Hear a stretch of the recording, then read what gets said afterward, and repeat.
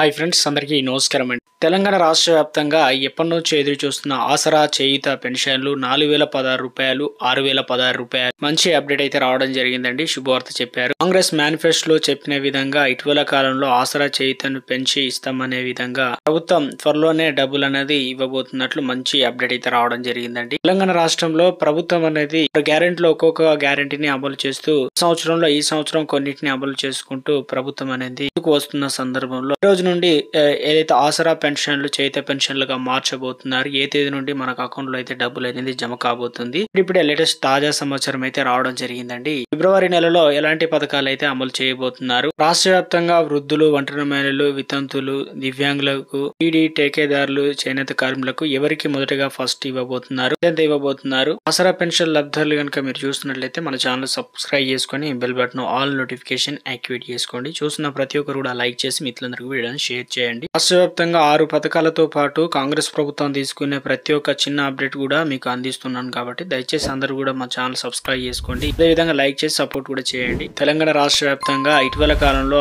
సంవత్సరం గడిచిపోయింది. తర్వాత మేము హామీ ఇచ్చిన మేరకు అందరికీ అయితే డబ్బులు అనేది ఇస్తామని చెప్పడం, ఇప్పుడు ప్రస్తుతానికి కొత్త సంవత్సరం కానుకగా ఎట్టకేలకు ఏదైతే ఆసరా చేయూత పెన్షన్లకు సంబంధించి మంత్రి సీతకు అయితే అధికారులకు అయితే గ్రీన్ సిగ్నల్ ఇచ్చినట్లు ఒక అప్డేట్ అయితే రావడం జరిగిందండి. తెలంగాణ రాష్ట్ర వ్యాప్తంగా ఇప్పటి వరకు ప్రభుత్వం ఆసరా పెన్షన్ల మాదిరిగానే అందిస్తుంది. అయితే ఇవన్నీ క్యాన్సిల్ చేసి కొత్తగా చేయూత పెన్షన్ల కింద ప్రభుత్వం దివ్యాంగులకు మొదటగా 6000 రూపాయలు, తర్వాత మిగతా కేటగిరీ వారికి 4016 రూపాయలు అయితే ప్రభుత్వం అయితే అందించనుంది.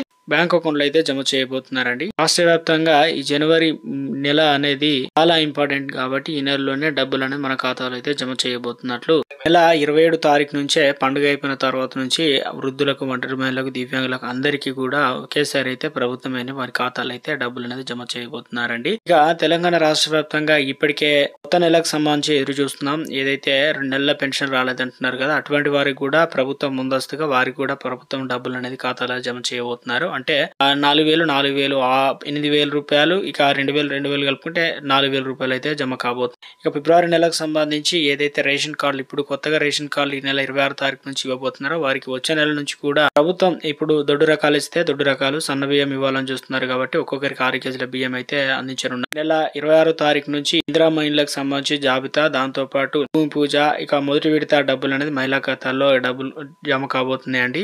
రైతు భరోసా సంబంధించి కూడా నిధులు అనేది ఈ జనవరి నుంచి మొదలు పెట్టుకున్నట్లయితే ఫిబ్రవరి ఎండింగ్ వరకు డబ్బులు అనేది ఖాతాలో అయితే జమ కాబోతున్నాయి.